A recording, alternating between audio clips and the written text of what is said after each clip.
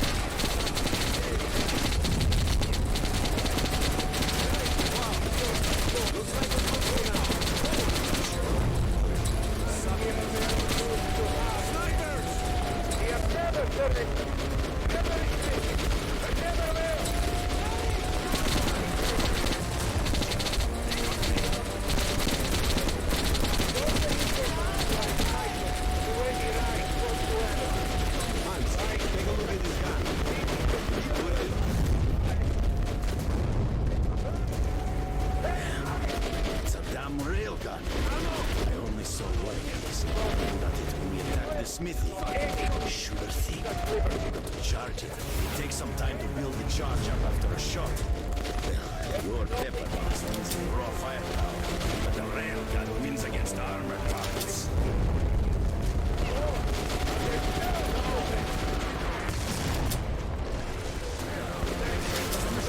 I'm covering you, Hans! Finish that!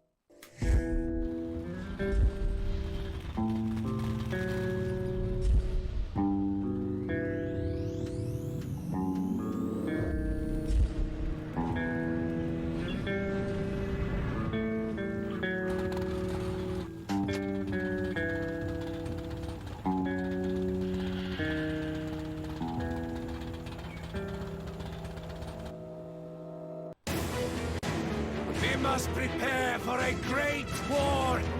The final war! Let's roll! Hold on to your hat. Now here's some gameplay with lossless scaling, frame gen turned on, and you can immediately see that there's a change to the image, right? You're seeing that artifact and you're seeing that warping going on as the game as lossless scaling tries to interpolate those frames, but you can definitely tell that there's a difference. And once again, there's the actual frame rate is shown in the top right, and you're seeing those dips in the actual frame rate into the teens and 20s. But you can see that the frame gen frame rate is actually not nearly as bad, and you're still getting some increase in visual smoothness even with all the artifacting going on. I would say that actually playing through this, the additional sort of input latency feel of the frame generation was actually not that bad. This is one of the few games where I would say that it's acceptable in terms of the feel and effect it gives. If anything, the input latency from playing through a capture card for this particular session was actually more bothersome than anything that lossless scaling frame generation did. But, you know, it's still a matter of personal opinion, but I would say that there definitely is some visual smoothness, and the only downside, at least when it comes to Metro Last Light on this hardware configuration with lossless scaling frame generation on, is that visual artifacting that happens, especially when there's fewer frames for the frame generation to interpolate between, when you're getting those dips into the teens and 20s in the native frame rate before the frame generation is able to interpolate between those. There's not enough data to get good frames out of that, and that's not really something that's easily solved with a third-party solution like this. Wins in the raw firepower, but the railgun wins against armored targets.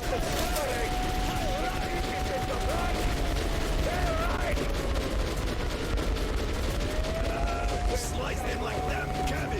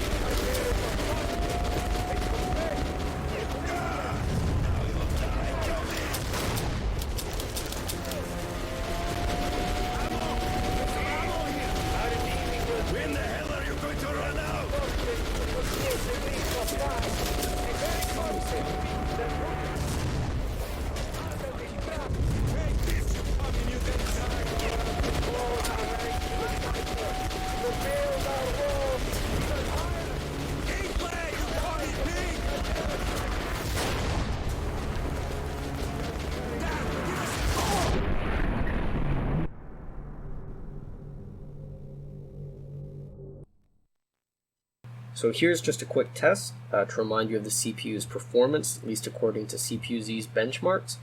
with a really low single thread score as well as a fairly low multi-thread score, not that far off from a Core 2 Duo. Just to show you and remind you what we're working with in case you haven't seen the other videos.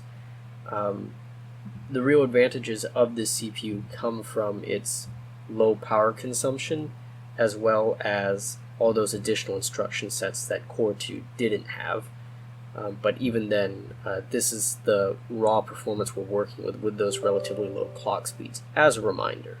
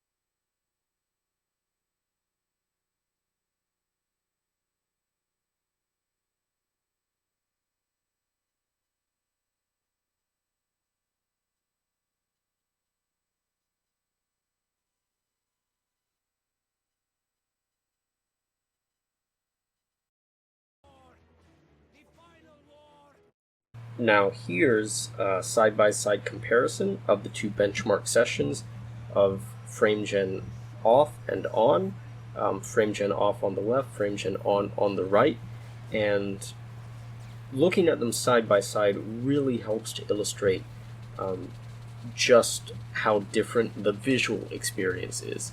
In terms of the input latency, it's pretty similar between them because the real game is only producing so many frames. But the interpolation that's happening with that lossless scaling frame generation going on, you can see that there's definitely some added visual smoothness even with the artifacting. I've tried this in a few other games, and this is one of the few games where I would say that the trade-off of that visual artifacting is actually somewhat worth it here.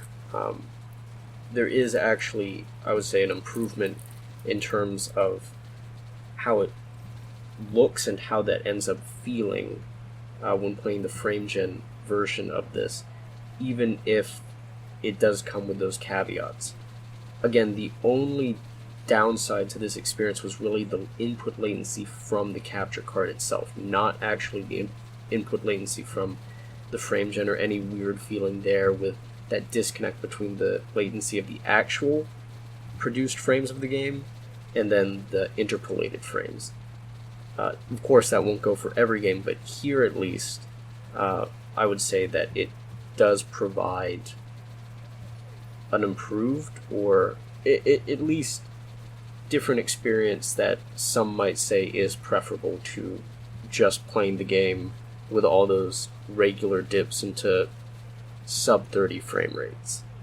Still, I would say that this is a pretty interesting tool that can be used to improve or try out FrameGen on various games. I'm going to try benchmarking it with a few other games on this system in particular, since there really is just that hard limit to the CPU performance and what we're able to do with it.